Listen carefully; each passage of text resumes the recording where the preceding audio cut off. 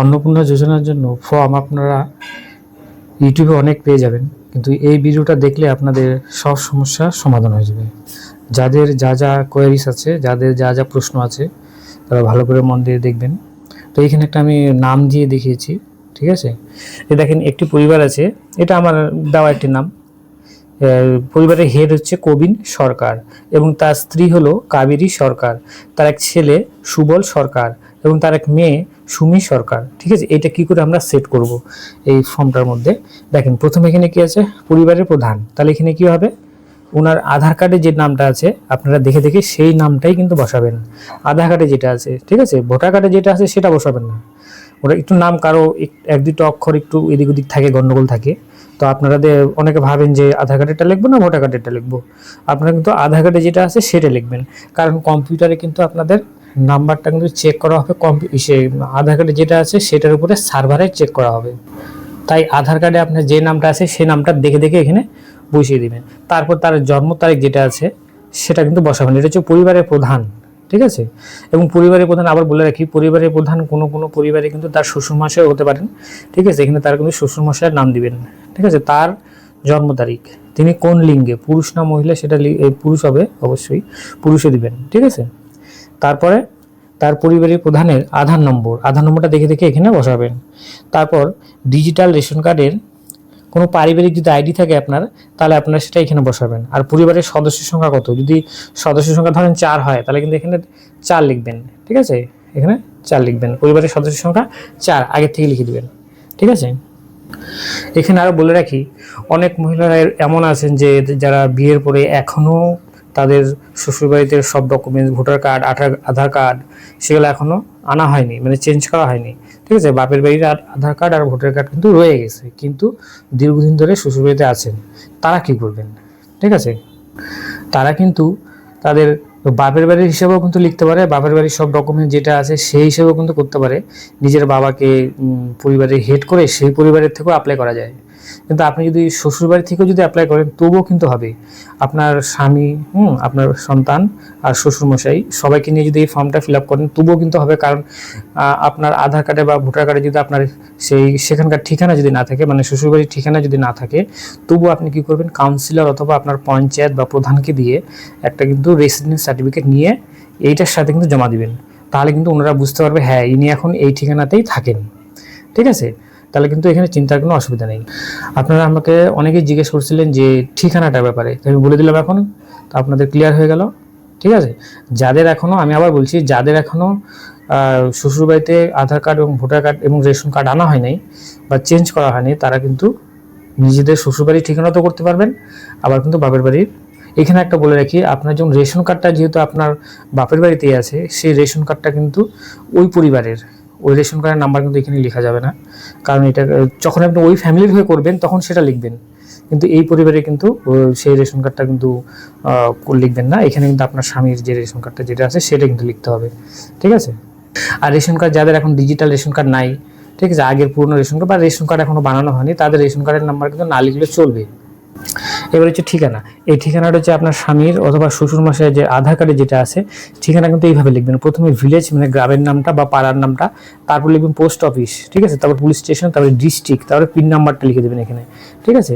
তারপরে এখানে ফোন নাম্বারটা ভেরি ভেরি ইম্পর্টেন্ট। এই ফোন নাম্বারটা আপনার স্বামীর যদি লেখেন তাহলে আপনার স্বামীর আধার কার্ডের সঙ্গে যে নাম্বারটা লিঙ্ক আছে এই নাম্বারটাই কিন্তু এখানে বসাবেন, ঠিক আছে। আর যদি শ্বশুরমশাইকে যদি HOF করেন, মানে হেড করেন, তাহলে কিন্তু শ্বশুরমশাই আধার কার্ডের সঙ্গে যেই ফোন নাম্বারটা লিঙ্ক আছে সেটা এখানে বসাবেন। যদি লিঙ্ক করা না থাকে, লিঙ্ক করে নিয়ে তারপর বসাবেন, ঠিক আছে। পোস্ট অফিসে বা ব্যাংকে গিয়ে লিঙ্ক করে নেবেন নাম্বার, তারপর এখানে বসাবেন। এখানে হবে পরিবারের যে প্রধান তার নাম, ঠিক আছে। পরিবারের প্রধান যদি মহিলা হয় তাহলে কিন্তু তিনিও অন্নপূর্ণা ভাণ্ডারের জন্য কিন্তু এটা অ্যাপ্লাই করবেন, তাহলে এখানে হ্যাঁ হবে। মহিলা বলতে তার শাশুড়িকে যদি হেড করেন, শ্বশুরমশাই যদি আপনার না থাকে, শাশুড়ি যদি হেড হয় তাহলে কিন্তু এখানে শাশুড়ির নাম হবে, ঠিক আছে। বা কোনো মহিলার যদি বাপের বাড়িতে থাকে, বিয়ে এখনো হয় নাই, ঠিক আছে, তিনি কিন্তু তার বাবার নাম দিবেন। বাবা যদি না থাকে তার মার নাম দিবেন, ঠিক আছে। মাও যদি বয়স মানে 25 থেকে 59 বছরের মধ্যে হয়, তিনিও কিন্তু অন্নপূর্ণা যোজনার জন্য অ্যাপ্লাই করবেন। আরেকটা বলে রাখি, এই ফর্মটা কিন্তু 25 বছর বয়স থেকে 59 বছর পর্যন্ত সমস্ত মহিলাদের জন্য এই ফর্মটা কিন্তু, ঠিক আছে। 60 বছর হয়ে গেলে তিনি কিন্তু বয়স্ক ভাতা পাবেন, ঠিক আছে? তাহলে 59 বছর বয়স পর্যন্ত, 25 বছর থেকে 59 বছর যে সমস্ত মহিলারা আছেন তারা কিন্তু এই ফর্মটা ফিল আপ করবেন। আর বাকি বয়স কম বা বেশি থাকলে তাদের জন্য কিন্তু এই ফর্মটা নয়। 25 বছর কম হলে হবে না এবং 59 বছরের বেশি হলে কিন্তু হবে না। তারপরে সদস্য এক, সদস্য এক ধরে নিলাম এখানে স্বামীর নাম, তাহলে স্বামীর নাম যদি হয় তারপরে কিন্তু হবে হচ্ছে স্ত্রীর নাম। ঠিক আছে? স্ত্রীর নাম কাবেরী সরকার, এখানে লিখে দেবেন কাবেরী সরকার, এখানে স্ত্রীর নাম হবে। তার আধার কার্ড দেখে দেখে জন্ম তারিখ লিখবেন। ঠিক আছে? তিনি মহিলা, ফিমেল এখানে লিখে দিবেন। পরিবারের প্রধানের সাথে তার কি সম্পর্ক, ওয়াইফ, স্ত্রী। ঠিক আছে? পরিবারের প্রধান তার স্বামী হয় সেটা এখানে তিনি তাহলে ওয়াইফ লিখে দেবেন। তার আধার নম্বরটা কিন্তু লিখে দেবেন। আধার কার্ডের নাম্বার জন্য লিখতে ভুল না করেন, কারণ এই আধার কার্ডের নাম্বারই কিন্তু আপনাদের কম্পিউটারের সার্ভারে ইনপুট করা হবে, সেখানে কিন্তু আপনার ডিটেলসটা দেখা হবে। ঠিক আছে? এবং ইনি হচ্ছে অন্নপূর্ণা ভাণ্ডারের জন্য আবেদন যোগ্য, তাহলে কিন্তু এই যেখানে হ্যাঁতে টিক করে দেবেন। ঠিক আছে? তারপরে এখানে সদস্য দুই, সদস্য দুই আপনার ছেলের নাম হবে। ঠিক আছে? বড় ছেলে যার নাম হচ্ছে সুবল সরকার, এখানে আপনার ছেলের নাম লিখবেন আপনি এবং তার জন্ম তারিখ লিখবেন, তার লিঙ্গ লিখবেন। ঠিক আছে? এটা হচ্ছে 2 নম্বর সদস্য। তারপরে 3 নম্বর সদস্য, 3 নম্বর সদস্য সুমি সরকার। ঠিক আছে? তার মেয়ে সুমি সরকার। এবার সুমি সরকারের এখানে জন্ম তারিখ লিখবেন, এখানে লিঙ্গ ফিমেল হয়ে যাবে। পরিবারের প্রধানের সঙ্গে তার কি সম্পর্ক, তার মেয়ে, ডটার লিখে দেবেন। এখানে হচ্ছে আধার নম্বর। ঠিক আছে? এবার 4 জনের কিন্তু হয়ে গেল। যাদের পরিবারের সংখ্যা আরও বেশি, ঠিক আছে, যারা শ্বশুরমশাইকে দ্বারা হিট করবেন বা শাশুড়িকেও লিখবেন, তাহলে কিন্তু আরও একজন দুজন করে সদস্য বাড়বে। ঠিক আছে? এখানে দেখেন, এখানে কিন্তু ব্যাংক অ্যাকাউন্ট লিখতে লাগবে। এখানে হচ্ছে এইচওএফ মানে পরিবারের প্রধান যিনি আছেন তার কিন্তু ব্যাংকের অ্যাকাউন্টটা লিখতে হবে। আর এমন ব্যাংকের অ্যাকাউন্ট লিখবেন যেটার সাথে ডিবিডি লিঙ্ক আছে।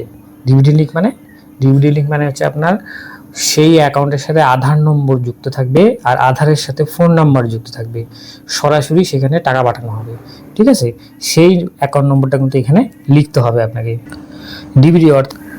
ডিবিডি অর্থাৎ ডাইরেক্ট বেনিফিট ট্রান্সফার। ঠিক আছে? এর মাধ্যমে কিন্তু আপনাকে টাকা দেওয়া হবে। এটা হচ্ছে পরিবারের যিনি প্রধান তার এখানে ব্যাংকের নাম লিখবেন, ধরুন ইউনিয়ন ব্যাংক। ঠিক আছে? তার লিখতে হবে ইউনিয়ন ব্যাংক অফ ইন্ডিয়া, সেই ব্যাংকটার নাম। তারপর এখানে অ্যাকাউন্ট নাম্বারটা লিখবেন আর এখানে আইএফসি কোডটা যেটা আছে এটা পাসবই দেখে দেখে লিখবে।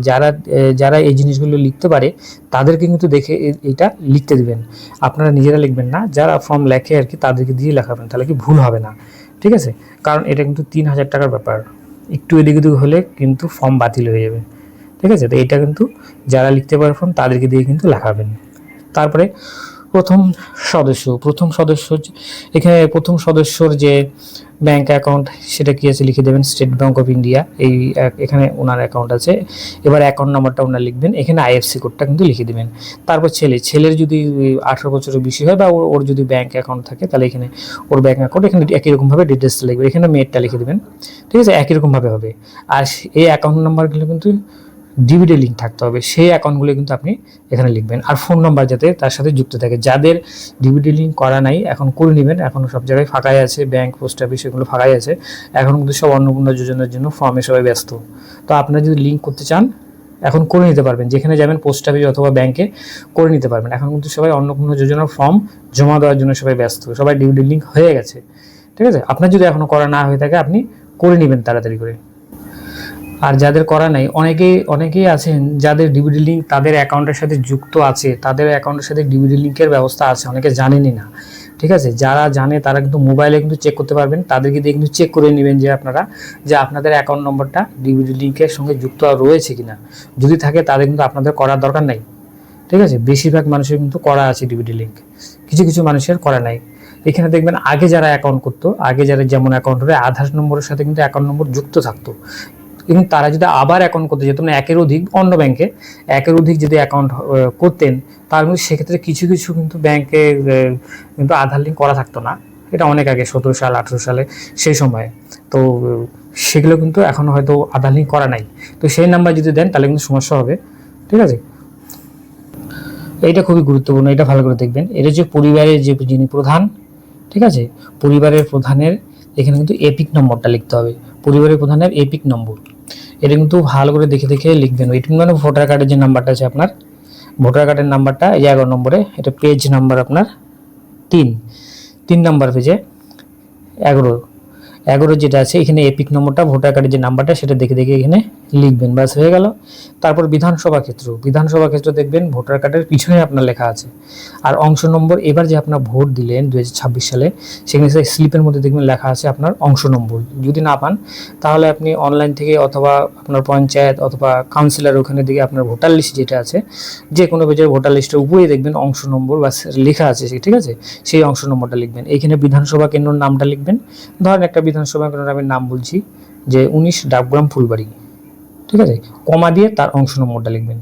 এরকমভাবে একই রকমভাবে সদস্য এটা হচ্ছে ওখানে সদস্য এক যার নাম আছে সেই ওনারই এখানে কিন্তু আপনার নাম্বারটা লিখতে হবে, ভোটার কার্ডের নাম্বারটা দেখে দেখে লিখবেন। এখানেও একই রকমভাবে বিধানসভা ক্ষেত্রের নম্বর এবং অংশ নম্বরটা লিখবেন। তারপর 2 নম্বর সদস্য হয়ে গেল, 2 নম্বর সদস্য একই রকমভাবে লিখবেন। যদি থাকে, ওর যদি 18 বছরের বেশি হয়ে থাকে বা ভোটার কার্ড যদি থাকে তাহলে কিন্তু লিখবেন। 3 নম্বর সদস্য একই রকম, ওর যদি থাকে তাহলে লেখা যাবে, না থাকলে তাহলে লেখা যাবে না, ঠিক আছে, এরকমভাবে লিখবেন। তারপর এটা দেখেন, এটা হচ্ছে আপনার বিভাগ, মানে কোন বিভাগের মধ্যে পড়েন, ঠিক আছে। অনেকেই আছেন যে আনরিজার্ভ, ঠিক আছে, অনেকেই আছেন এসসি, অনেকেই আছেন এসটি, অনেকেই আছেন ওবিসি, অনেকেই আছে পিডাব্লিউটিজি, মানে বিভিন্ন ক্যাটাগরি আছে। যে ক্যাটাগরি, কেউ যদি এসসি হয়ে থাকেন এসসিতে টিক দিবেন, ঠিক আছে, তফসিলি জাতি এখানে টিক দিয়ে দিবেন, ব্যাস হয়ে গেল। শুধু টিক দিলে হবে না, এটার সাথে কিন্তু এটার যে ডকুমেন্টসটা সেটা কিন্তু আপনাকে দেখাতে হবে, মানে এটার সাথে কিন্তু দিতে হবে। যেগুলো এখানে বলা হচ্ছে, এখানে যে এখানে যেটা বললাম ভোটার কার্ড, এটা কিন্তু আপনাদের জেরক্স দিতে হবে। এখানে কিন্তু এসসি কার্ড বা এসটি কার্ড যেটা দিবেন সেটাও কিন্তু আপনাদের দিতে হবে, ঠিক আছে। তারপরে আপনার ডিজিটাল রেশন কার্ড আছে, যদি হ্যাঁতে টিক দিবেন, ঠিক আছে। যদি হয় তবে কার্ডের ধরন উল্লেখ করুন, কি ধরনের কার্ড আপনার, AY, PHH, SPHH, RKSY1, RKSY2 নাকি ভর্তুকিহীন। যেটা হবে RKSY1 যদি হয় এখানে টিক দিবেন। এখানে দিবেন যে আপনাদের যে রেশন কার্ড আছে সেই রেশন কার্ডের কিন্তু কাগজটার উপরেই লেখা আছে। যার রেশন কার্ড এখনো ধরেন বাপের বাড়ি থেকে শ্বশুর বাড়ি আনা হয় নাই, সেই রেশন কার্ডের ক্যাটাগরি কিন্তু লিখবেন না, আপনার স্বামী যেটা আছে সেটাই কিন্তু আপনার হবে, ঠিক আছে। আপনি যদি বাপের বাড়ির ডকুমেন্টস দিয়ে যদি করতে চান তাহলে কিন্তু আপনার বাপের বাড়ির ডকুমেন্টসে যে রেশন কার্ড আছে সেটা লিখবেন, ঠিক আছে। যদি আপনার এই শ্বশুরবাড়িতে যদি ট্রান্সফার হয়ে যায় তাহলে ঠিকই আছে, সেই শ্বশুরবাড়ির যেটা আছে সেটা লিখবেন। যদি শ্বশুরবাড়ি হয়ে আপনি অ্যাপ্লাই করেন, ঠিক আছে, তাহলে। আর যদি আপনি বাপের বাড়ির যদি হয়ে অ্যাপ্লাই করেন তাহলে বাপের বাড়ির রেশন কার্ড যেমন আছে সেই হিসেবে লিখবেন। যদি রেশন কার্ড না থাকে কোনো কিছু টিক দেওয়ার দরকার নেই। অনেকে রেশন কার্ড নিয়ে সমস্যা হচ্ছিলো, রেশন কার্ডে অনেকে কমেন্ট করেছেন আপনারা, ঠিক আছে, আশা করি বোঝাতে পারলাম। যাদের রেশন কার্ড আছে রেশন কার্ডটা কিন্তু অবশ্যই দিবেন, কারণ ওই রেশন কার্ডটা কিন্তু অনেকটা গুরুত্বপূর্ণ একটা ডকুমেন্টস, কেন এটা খুবই দরকারি। কারণ আপনারা এই টাকা পাওয়ার জন্য আমার মনে হয়, ব্যক্তিগতভাবে মনে হয় রেশন কার্ডটা কিন্তু অনেকটা গুরুত্বপূর্ণ দরকারি, কারণ রেশন কার্ডের অনেক কিছু জানতে চাওয়া হয়েছে। তারপর বলছে যে পরিবারটি রেশন দোকান থেকে মাসিক রেশন তুলছে কিনা, যদি হ্যাঁ হয় তাহলে হ্যাঁ দিবেন। ধরেন কোনো মাসে বাদ গেছে, 1 মাসে 2 মাস যদি বাদ গিয়েও থাকে তাও আপনারা বলবেন হ্যাঁ, ঠিক আছে, নিয়মিতই রেশন তুলছি, এটা কোনো ব্যাপার না। তারপরে দেখেন বাড়ির ধরন, কি ধরনের বাড়ি আপনার বাড়িতে কি 3 বা তার বেশি পাকা বাড়ি রয়েছে, কি পাকা ঘর আছে। যদি হ্যাঁ হয় হ্যাঁতে টিক দেবেন, যদি না হয় নাতে টিক দিবেন, নাই আমার 3টার বেশি পাকা বাড়ি নাই, ঠিক আছে, যেটা সঠিক সেটাই দিবেন, কোনো অসুবিধা নেই। এটাও গুরুত্বপূর্ণ।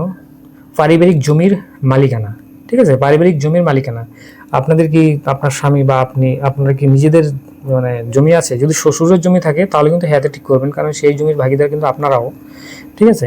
এবং সেই জমির কিন্তু জেরক্স কপিটা দিবেন, সেই জমির একটা জেরক্স কপি এটার সাথে কিন্তু টিক দিয়ে দিবেন, মানে অ্যাটাচ করে দিবেন। তারপরে পরিবারের সকল সদস্যের মোট জমির পরিমাণ, ঠিক আছে, শতকে, মানে কত শতক, আপনাদের 4 জন অথবা 5 জন শ্বশুরমশাইকে নিয়ে যে কদিন হলো আপনাদের টোটাল জমি কতটা আছে, 2 শতক। এখানে আপনাদের বলে রাখি 5 শতক মোটামুটি 3 কাঠা বা 3.5 কাঠার মতো হবে, তো সেই হিসেবে আপনারা এটা লিখবেন, ঠিক আছে। যদি ধরেন আপনাদের 3 কাঠা বা 3.5 কাঠা আছে তাহলে কিন্তু আপনারা ধরেন 5 শতক লিখে দেবেন, ঠিক আছে। এখানে 2 শতক লেখা আছে, ঠিক আছে। জায়গার হিসেবটা কিন্তু এইভাবে হয়, এইখানে শতকে লেখা আছে, শতকে লিখতে হবে। আমি কিন্তু আমাদের বাড়ি যে দলিল সেটা আমি দেখেই আমি 2 শতক এখানে লেখা আছে, কারণ আমরা 3 ভাই, আমাদের যে জমির পরিমাণটা প্রত্যেকের কিন্তু 2 শতক করেই প্রায় পড়বে। আপনাদের কতটুকু হয় সেই হিসেবে আপনারা লিখবেন। তারপরটা বলছে যানবাহন, আপনি পরিবারের কোনো সদস্য কি অবাণিজ্যিক মোটর চালিত 4 চাকার গাড়ি আছে। যদি আপনাদের 4 চাকার গাড়ি থাকে তাহলে হ্যাঁতে টিক দিয়ে দেবেন, যদি না থাকে নাতে টিক দিবেন। ঠিক আছে, এখানে কিন্তু ভুল তথ্য দিবেন না, কারণ আমার মনে হয় যে গাড়ির যে কাগজ হয় বা ইন্স্যুরেন্সের যে কাগজটা হয় গাড়ির, হ্যাঁ, বা রেজিস্ট্রেশন কাগজটা হয়, সেখানে কিন্তু আধার লিঙ্ক হয়তো থাকে রেজিস্ট্রেশনের সাথে। তো এখানে কিন্তু মিথ্যা তথ্য দিলে কিন্তু এখানে সার্ভারে কিন্তু চলে আসবে যে এদের 4 চাকা গাড়ি আছে। ঠিক আছে, তো মিথ্যে দিয়ে লাভ নেই। তো হচ্ছে পারিবারিক সদস্যের স্বাস্থ্য বিমা। আপনাদের কি স্বাস্থ্য বিমা আছে? যদি ধরেন নাই, তাহলে না দিয়ে দিবেন, আর এগুলো কোনো কিছুর দরকার নেই। আর যদি থাকে তাহলে হ্যাঁতে টিক দিবেন। ঠিক আছে, এইবার এই হেলথ ইন্স্যুরেন্স যেটা আছে, স্বাস্থ্য বিমা হেলথ ইন্স্যুরেন্স, এটা আপনার কি সরকারি নাকি বেসরকারি এই বিমাটা? যদি ধরেন সরকারি ক্ষেত্রে সরকারিতে টিক দিবেন। ঠিক আছে, যেমন আপনাদের হয়তো স্বাস্থ্য সাথী কার্ড আছে যেটা, সেটাও যদিও থাকে সেটা কিন্তু দিতে পারেন। ঠিক আছে, ওটা কিন্তু সরকারি একটা স্কিম। তো এখানে দিয়ে দেবেন সরকারি। হচ্ছে বিমার অঙ্ক কত আছে? 5 লাখ টাকা। স্বাস্থ্যসাথী কার্ডে কিন্তু 5 লাখ টাকা পাওয়া যায় চিকিৎসার জন্য। ঠিক আছে, আর ওই কার্ডের মধ্যে যে নাম্বারটা আছে দেখবেন, ওই নাম্বারটা কিন্তু এই জায়গাটা লিখে দেবেন। ঠিক আছে, একজনটা লিখলেও হবে, কারণ 1 নম্বর সদস্য, 2 নম্বর সদস্য, 3 নম্বর সদস্য কিন্তু ওই কার্ডের মাধ্যমে কিন্তু হয়ে যায়, কারণ ওটার মধ্যে সবাই নাম থাকে, পরিবারের 3 জন, 4 জন, 5 জন সবাই নাম কিন্তু ওই কার্ডের মধ্যে অন্তর্ভুক্ত থাকে। তার মানে স্বাস্থ্যসাথী যদি আপনার কার্ড থাকে, সেই কার্ডটা কিন্তু এখানে ইনক্লুড করে দিবেন। ঠিক আছে, একজনের করলে হবে এবং তারপরে দ্বিতীয় জন্য করে দিবেন, বাকিগুলো আর করার দরকার নেই। আশা করি বোঝাতে পারলাম। তারপর এটা, কোনো সদস্য কি আয়কর বা পেশাগত কর প্রদান করেন? পরিবারের যে কোনো সদস্য ট্যাক্স দেয় কি তারা? যদি হ্যাঁ হয় হ্যাঁতে টিক দিবেন, যদি না হয় নাতে টিক দিবেন। কিন্তু এখানে এটা মিথ্যা বলে লাভ নাই, যে মিথ্যা বললে যে এই অপশনে কিন্তু ফেসে যাবে। ঠিক আছে, কারণ এখানে কি বলছে, তারপরে অপশনটা বলছে পরিবারের সদস্যের প্যান কার্ড যদি থাকে। ঠিক আছে, যদি প্যান কার্ড থাকে তাহলে কিন্তু হ্যাঁতে টিক দিবেন, যদি না থাকে নাতে। বাচ্চাদের অবশ্যই থাকবে না, সবার তো থাকবে না, বাচ্চাদের কিন্তু থাকে না, তো হ্যাঁতে টিক দিবেন। এবার পরিবারের যিনি হেড আছেন তার প্যান কার্ডের উপরে যে নামটা আছে সেই নামটা দেখে দেখে এখানে লিখবেন, কারণ প্যান কার্ডের উপরে নাম আর আধার কার্ডের উপরে নামটা একটু আলাদা হলেও হতে পারে। ঠিক আছে, তো প্যান কার্ডের উপরে যে নামটা আছে সেটা কিন্তু দেখে এখানে লিখবেন। এবার প্যান নাম্বারটা এখানে লিখবেন, দেখবেন একটা নাম্বার আছে প্যান নাম্বার।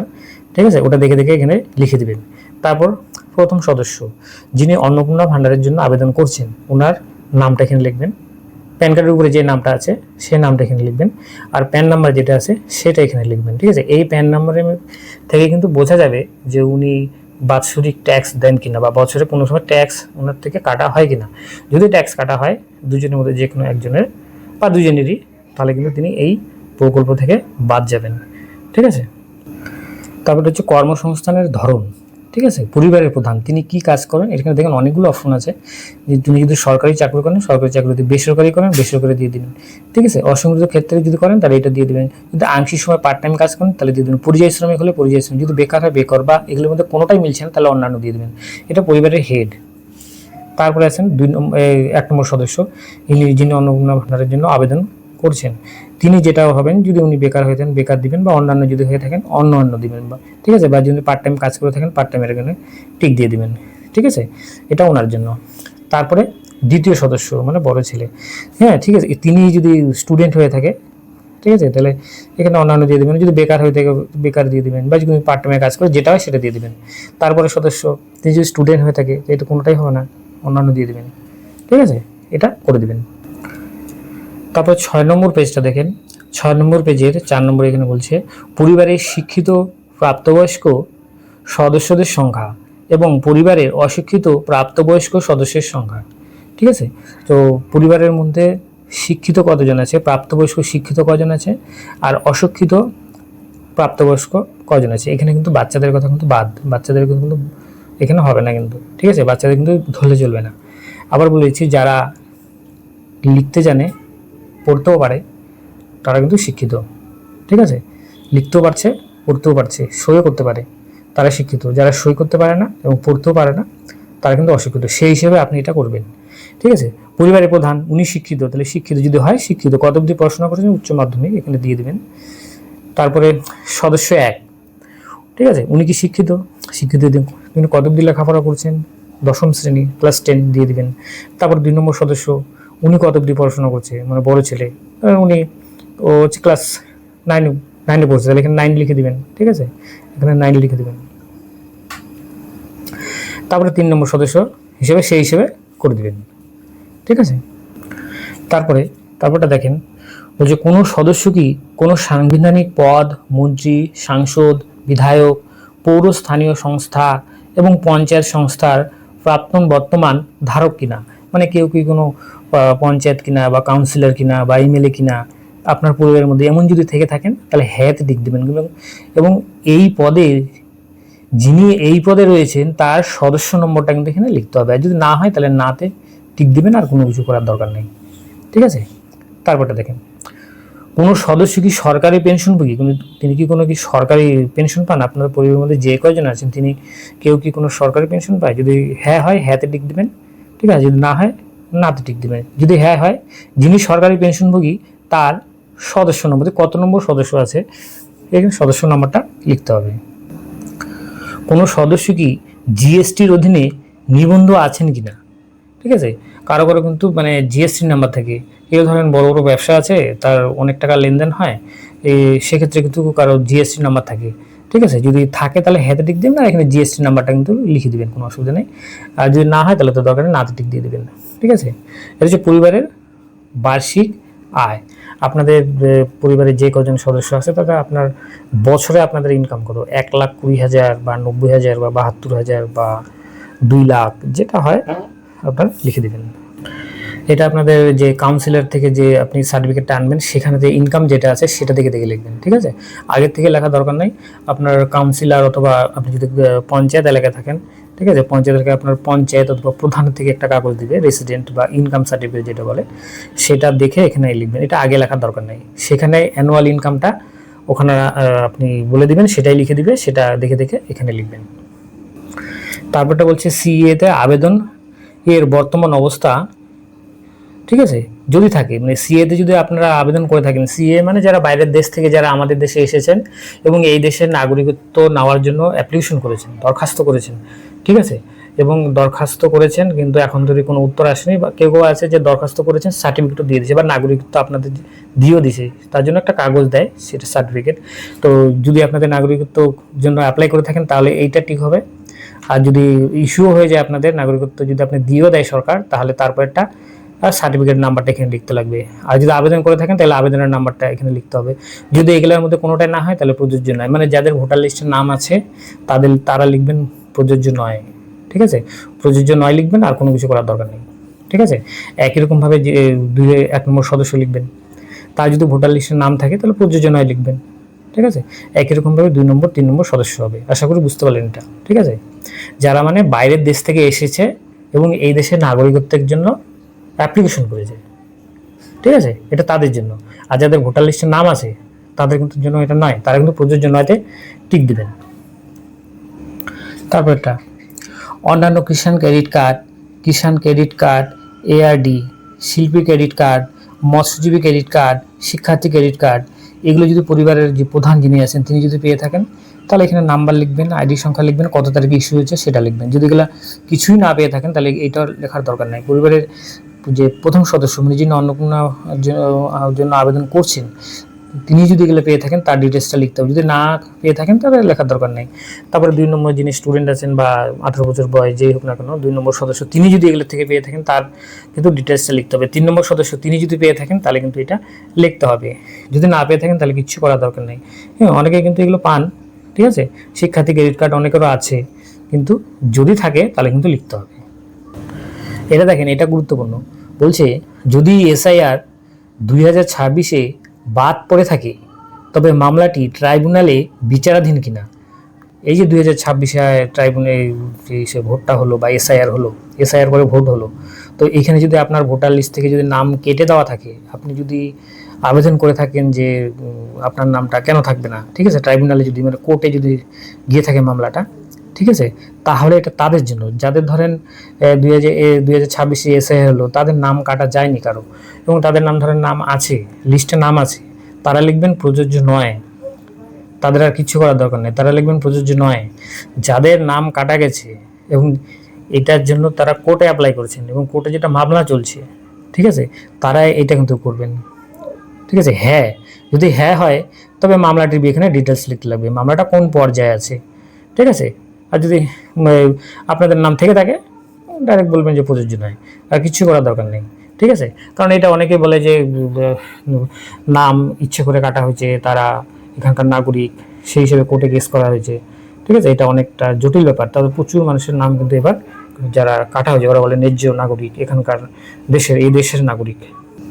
তারপরে বলছে বিদ্যালয়ে অধ্যয়নরত পরিবারের সকল শিশুদের বিবরণ।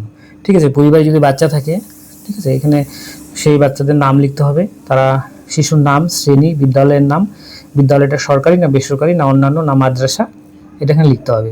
ঠিক আছে, আর সেই স্কুলের একটা আই কার্ডের জেরক্স এখানে সাথে কিন্তু দিয়ে দিতে পারেন, অসুবিধা নেই। তারপর হচ্ছে শিশুদের টিকাকরণের বর্তমান অবস্থা। যদি হ্যাঁ টিকাকরণ শুরু হয়েছে, সম্পূর্ণ হয়ে গেছে, তাহলে এটা টিক করবেন, আর হচ্ছে ওই টিকাকরণের যে কার্ডটা সেটা জেরক্স দিয়ে দেবেন। যদি না টিকাকরণ হয়নি, ঠিক আছে, তাহলে হচ্ছে এইখানে টিক দিয়ে দেবেন, এবং সেই তারিখটাও দিতে হবে। ঠিক আছে, যে পরবর্তী যে লাস্ট কবে টিকা হয়েছিল সেটা কিন্তু তারিখটা কিন্তু দিতে হবে। এখানে একই রকমভাবে আরও যদি বাচ্চা থাকে সে কিন্তু পরপর লিখতে হবে। এটা খুব ইম্পর্টেন্ট। এখানে বলছে আপনি কি কোনো সরকারি প্রকল্পের সুবিধা ডিবিডি এর মাধ্যমে কি পাচ্ছেন? আপনি কি ধরেন কোনো সরকারি প্রকল্পের যুবসাথী বা লক্ষ্মীর ভাণ্ডার বা যে কোনো প্রকল্প, এটা কি কোনো টাকা কি পাচ্ছেন? যদি হ্যাঁ হয় হ্যাঁতে টিক দিবেন, যদি না হয় নাতে টিক দিবেন। না হলে তো লেখার দরকার নেই, যদি হ্যাঁ হয় হ্যাঁতে টিক দিবেন। আর এখানে কিন্তু প্রকল্পের নাম আছে, পরের পৃষ্ঠায় আছে, প্রকল্পের নাম লিখতে হবে। ঠিক আছে, এই যে এখানে প্রকল্পের নামটা লিখে দেবেন, ধরেন যুবসাথী পাচ্ছেন। ঠিক আছে, কিন্তু এখানে কিন্তু হ্যাঁতে টিক করবেন না। এখানে কি লিখেছে, আপনি কি প্রত্যাহার করতে চান, মানে এই যে এই প্রকল্পটা আপনি কি প্রত্যাহার করতে চান, হ্যাঁতে কিন্তু টিক দিবেন না। ঠিক আছে, এই প্রকল্পটা কিন্তু নতুন যে সরকার আসছে এই প্রকল্প কিন্তু যুব শক্তি হয়ে যাবে, যুব শক্তিতে আপনার নামটা কিন্তু অ্যাপ্লাই হয়ে যাবে। ঠিক আছে, এখানে কিন্তু হ্যাঁতে টিক দিবেন না। একই রকমভাবে ধরেন 2 নম্বর সদস্য যিনি অন্নপূর্ণা ভাণ্ডারের জন্য আবেদন করছেন, তিনি এর আগে কি লক্ষ্মীর ভাণ্ডার নিশ্চয়ই পেয়েছেন, কিন্তু এখানে কিন্তু হ্যাঁতে টিক দেবেন না। ঠিক আছে, এখানে দেখেন কি লেখা আছে, আপনি কি এই প্রকল্পটি থেকে নিজেকে প্রত্যাহার করতে চান, তাহলে কিন্তু এখানে হ্যাঁতে যদি টিক দেন, ঠিক আছে, তাহলে কিন্তু এই প্রকল্পটা থেকে আপনি বেরিয়ে গেলেন। যদি মনে করেন না নতুন যে সরকার আসছে, যদি মনে করেন যে আমি হ্যাঁ নতুন সরকার অন্নপূর্ণা যোজনা চালু করেছে, আমি এই প্রকল্প থেকে বেরিয়ে আসতে চাই, ঠিক আছে, তাহলে এখানে হ্যাঁতে টিক দিবেন। তাহলে আপনি এই প্রকল্প থেকে বেরিয়ে এসে আপনার নামটা অন্নপূর্ণা ভাণ্ডারে কিন্তু অ্যাড হয়ে যাবে। পরিবারের বাকি সদস্য যদি এরকম থাকে, প্রকল্প যদি কোনো পেয়ে থাকেন, তাহলে কিন্তু এখানে লিখতে হবে। একই রকমভাবে 5 নম্বর সদস্য আছে, যদি সবাই পেয়ে থাকে সবারটা লিখবেন। আমি এই মর্মে ঘোষণা করছি যে ওপরের প্রদত্ত তথ্য আমার জ্ঞান ও বিশ্বাস অনুযায়ী সম্মতে কিন্তু টিক দিয়ে দিবেন। ঠিক আছে, তারপর বলছে সত্য এবং প্রযোজ্য ক্ষেত্রে আমি সকল সহায়ক নথি প্রদান করছি এবং ওপরের উল্লিখিত কোনো মানদণ্ড বাদ দেইনি। আমি অবগত যে আমার প্রদত্ত কোনো তথ্য মিথ্যা প্রমাণিত হলে আমার সামাজিক সুরক্ষা সংক্রান্ত সুবিধাসমূহ বন্ধ হয়ে যেতে পারে। আর এখানে পরিবারের একজন সদস্য সই করে দিবেন। যিনি অন্নপূর্ণার জন্য আবেদন করছেন, অন্নপূর্ণা ভাণ্ডারের জন্য, তিনি সই করতে পারেন, অথবা যিনি পরিবারের হেড তিনি সই করলেও চলবে। এখানে পরিবার বলতে একটা জিনিস বলা আছে, দেখেন পরিবার বলতে এমন একদল ব্যক্তিকে বোঝায় যারা সাধারণত একসঙ্গে বসবাস করেন এবং একই রান্নাঘর থেকে খাবার সংগ্রহ করেন। ঠিক আছে, যদি আপনার পরিবারটা অনেকটা বড় হয়, শ্বশুর শাশুড়ি এবং স্বামী স্ত্রী, তারপরে আপনার সন্তান, এইটা যদি অনেকটা বড় হয়, আপনি কিন্তু শ্বশুর শাশুড়ির জন্য আলাদা করে ফর্ম ফিল আপ করবেন এবং আপনার স্বামী স্ত্রী এবং বাচ্চাদের নিয়ে কিন্তু আলাদা করে একটা ফর্ম ফিল আপ করবেন। তাহলে কিন্তু আপনার সুবিধা হবে, ফর্মটা ফিল আপ করতে ভালো হবে। ঠিক আছে, এবং আপনারা যদি না বুঝতে পারেন বলবেন, কমেন্ট করবেন। ঠিক আছে।